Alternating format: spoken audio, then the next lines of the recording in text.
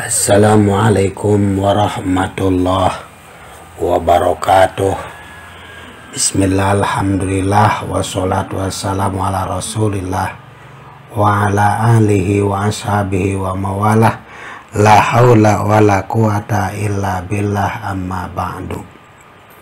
Puja dan puji kita haturkan kepada Ilahi Robbi. Sholawat dan salam semoga tetap tercurah, limpahkan, disampaikan kepada beliau Habibana wa Nabiyana Muhammad Sallallahu Alaihi Wasallam, kepada keluarganya, para sahabatnya, termasuk kepada kita semuanya.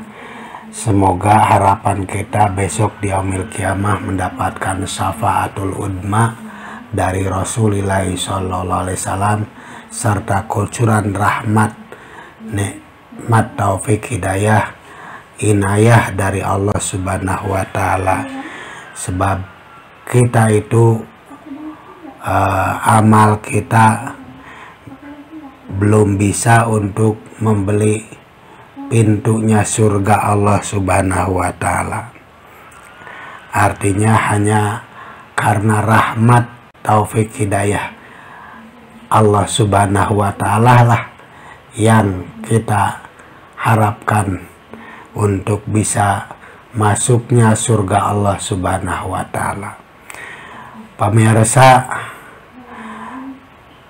para pencinta kajian MHD 2 Anjay, rahimakumullah wa as'adakumullah. Semoga Allah Subhanahu wa Ta'ala memberikan kebahagiaan kepada antum semuanya di mana saja berada. Semoga sehat walafiat serta diberikan kekuatan oleh Allah Subhanahu wa Ta'ala. Untuk itu mari kita lanjutkan kajian selanjutnya. Saya di sini akan menyampaikan sebuah ayat dari surat Al-Maidah ayat 5. Bunyinya, a'udzubillahi minasyaitonirrajim, bismillahirrahmanirrahim. Wa may yakfur bil imani faqad habita amaluhu wa huwa fil akhirati minal khasirin. Ini sebuah potongan ayat yang awalnya dari bunyi al-yawma uhilla lakumut thayyibatu wa ta'amul ladzina utul kitab hillul lakum wa ta'amukum hillul lahunna wal muhsanatu minal mu'minati wal muhsanati minal ladzina utul kitab min qablikum idza ataitumuhunna ujurahunna muhsinina ghairu musafihina wala mutakhidhi akhdan. Nah, baru ketemu ayat wa may yakfur bil imani faqad habita amaluhu wa huwa fil akhirati minal khasirin. Sengaja saya mengambil potongan ayat ini keterkaitan dengan masalah kajian akidah kita, akidah ya, yang harus terus kita bangun, yang harus kita jaga keyakinan kita kepada Allah Subhanahu wa Ta'ala agar lebih kuat, karena terus terang banyak sekali untuk terlebih dahulu sekarang banyak rintangan-rintangan yang akan membuat kekufuran kita kepada Allah Subhanahu wa Ta'ala. Hadirin wal hadirat, para pencinta kajian MHD 2 Anjay, rahimakumullah. Wa may yakfur, waman, dan barang siapa, lamun yakfuru eta kufur si jalma, bakal ngupuran si jalma. Barang siapa yang akan mengkupuri, ngupuran, kufur ya, kufur orang atau si jalma oleh kufur mau bil imani kelawan iman. Barang siapa yang mengkupuri dengan iman, Maka jawabannya faqad habita amaluhu. Barang siapa yang kufur dengan iman, maka faqad habita amaluhu. Habita lebur, teman-teman wis lebur, betul-betul udah lebur. Karena ini habita kalimatnya fi'il madi kemasukan qad. Qad itu kalau masuk fi'il madi litahqiq, untuk betul-betul bahwa amal orang itu akan hancur lebur. Dari awal sampai akhir punya amal, kemudian dia melakukan kekufuran dengan imannya, keimanannya, melakukan kekufuran dengan keimanannya, maka hancurlah seluruh amal yang ia miliki. Wahwa, sedangkan utawi man,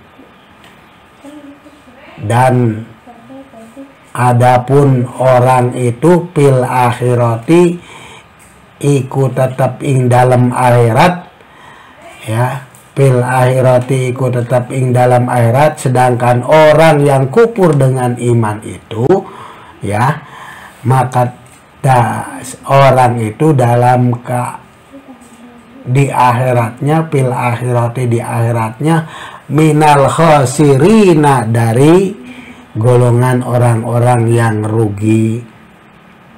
Jelas sudah beramal banyak di akhir, kemudian dia suul khotimah, misalkan melakukan kekufuran dengan keterkaitan keimanannya, hancurlah seluruh amal yang ia miliki. Hadirin wal hadirat rahimakumullah. Oleh karena ini, ayat ini jelas menjelaskan bagi orang yang kufur kepada Allah, semua pahala amal soleh yang pernah ia lakukan terhapus seluruhnya. Kenapa demikian? Karena keterkaitan dengan ayat itu juga ada yang menjelaskan, yaitu dalam surat Ibrahim misalkan. Surat Ibrahim juga menjelaskan, masalul ladzina kafaru bi rabbihim. Masalul ladzina eta perumpamaan jalma-jalma silahna alladzina kafaru anu kufur saha si alladzina, perumpamaan orang yang kafir birabbihim dengan Tuhannya mereka. Perumpamaan orang yang kafir dengan Tuhannya mereka, bagaimana perumpamannya? Perumpamaannya amaluhum, amalnya mereka itu karomadin, seperti debu. Debu sifatnya debu istadat yang banget, bihi dengan debu itu apa? Arihu, angin. Artinya seperti debu yang tertiup angin yang sangat kencang. Ya, amal mereka itu. Kapan kejadiannya? Fi yaumin asifun, di hari karomadin, seperti debu istadat yang kencang, bihi dengan debu itu, arih meniup, fi yaumin asifin, pada hari angin kencang itu, pada hari angin kencang itu, yaumin asifin. Artinya mereka tidak kuasa mendatangkan manfaat sama sekali dari apa yang telah diusahakannya sewaktu di dunia itu. Nah, oleh karena itu, kalau melihat dari situ, para ulama membagi tingkatan kufur menjadi 3 bagian. Pertama, kufur dengan keyakinan. Tentunya Kalau kufur dengan keyakinan letaknya akan ada dalam hati. Allah Subhanahu wa taala berfirman, innamal mu'minuna alladzina amanu billahi wa rasulihi tsumma lam yartabu. Ini dalam surat Al-Hujurat. Bagaimana contohnya kufur keyakinan? Adalah bentuk keraguan-raguan terhadap adanya Allah, misalkan ragu terhadap keadaan Rasul Nabi Muhammad, menafikan, meniadakan salah satu sifat wajib bagi Allah, ya. Misalkan mewujud, tidak adanya mewujud, berarti kufur itu. Kemudian mensifati Allah dengan sifat makhluknya dan lain sebagainya. Itu adalah keraguan-raguan yang ada dalam hati. Banyak contohnya, ya. Kemudian yang kedua, pembagian kufur yang kedua yaitu kufur perbuatan. Tentu letaknya ada pada anggota badan kita, ya. Firman Allah Subhanahu wa taala nyarioskeun dina ieu keterangan, wa min ayatihi al-lailu wan naharu was-samsu wal qamar la tasjudu lis-samsi wala lil qamar. Ini surat Al-Fussilat, silakan dilihat. Wa min ayati, dan sebagian tanda-tanda kebesaran Allah Subhanahu wa taala, al-lailu ayana peuting, wan naharu ayana siang, pergantian siang dan malam, wasamsu adanya matahari, wal qamaru adanya rembulan, la tasjudu kalian jangan sujud, li samsi kepada matahari, wala lil qamari dan jangan sujud pula kepada bulan. Nih, bagaimana contohnya kufur perbuatan itu? Ya, seperti sujud pada berhala, sujud pada matahari, membuang Al-Quran ke tempat sampah dengan sengaja dan semacamnya. Itu harus hati-hati. Hati-hati. Akan terjadi kufur perbuatan, ya. Kemudian yang ketiga, adanya kufur perkataan. Kufur perkataan. Kufur perkataan ini letaknya pada lisan. Allah Subhanahu wa taala berfirman, yahlifuna billahi ma qalu wa laqad qalu kalimatal kufri wa kafaru ba'da islamihim. Tahlifuna pada sumpah jalma-jalma billahi dengan menyebut nama Allah, wallahi, tallahi, billahi, terus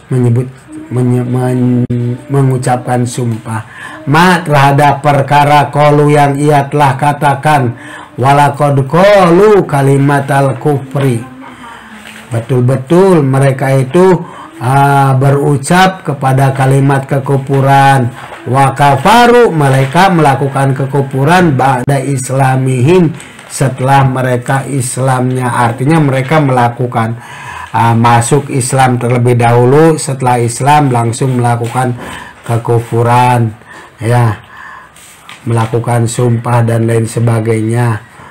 Itu harus hati-hati dengan sumpah menggunakan lafaz wallahi, billahi, tallahi. Bagaimana contohnya kufur perkataan? Seperti orang yang mengatakan Allah itu zalim, Allah itu bodoh, dan semacamnya. Tentu itu adalah perkataan. Artinya semua kekufuran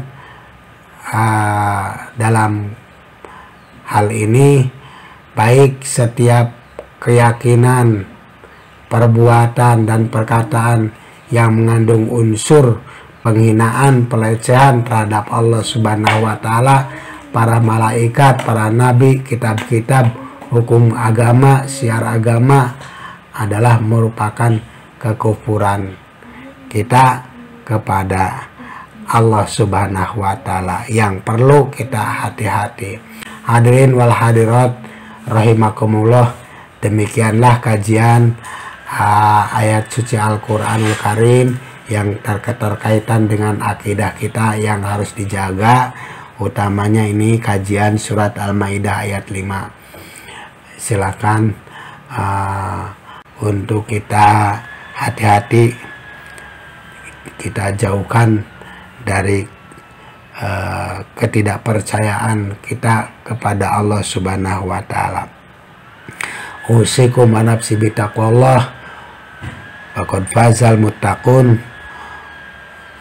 billahi fisabilillah. Assalamualaikum warahmatullahi wabarakatuh.